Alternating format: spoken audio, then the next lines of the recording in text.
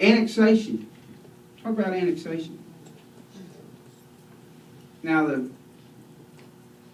Woodlands area is sending a bunch of tax dollars out of Montgomery County to downtown Houston. In 1997, I was in the Senate. The city of Houston made a move to annex Kingwood. At that time, they could do it in about 3 months. It was over. Boom. I talked with Bob Lanier, and he said, we've got the right to do it. We're going to do it. If you don't like it, beat us in the legislature.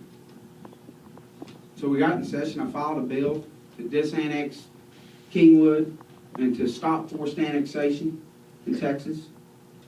I passed it out of the Senate not once as a bill. And I did this with Democrat majorities, keep in mind, in the House, and we had just a narrow margin Republican. We still had a Democrat lieutenant governor in the Senate. Passed out of the House, the bill turned around, they blocked it in Counters Committee. I turned back around and passed it out again. It is an amendment to another bill, got all the way to the floor, and the Democrat speaker had his parliamentarian knock it off as not being germane, which it was. It passed the Senate parliamentarian. My opponent was in the House at that time. Never really did anything other than meet with the city of Houston to undermine our efforts. And they cut a backroom deal to do a buyout. What I ended up doing was, because I put up such a large fight, and keep in mind, there have been no substantive changes since 1963 to the annexation laws. And the consent of the governed, that is a fundamental basis of this country. Consent of the governed. The right to decide who governs you.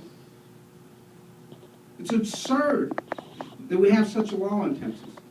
And it's really absurd that we've had a Republican majority in both houses and statewide for 10 years, and it still exists.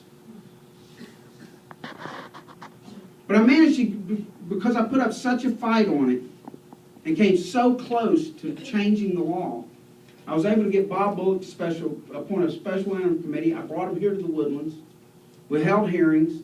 We were able to push through out of that committee the most sweeping reforms to annexation law since 1963. Now, you got April Sound being annexed right now by Conroe.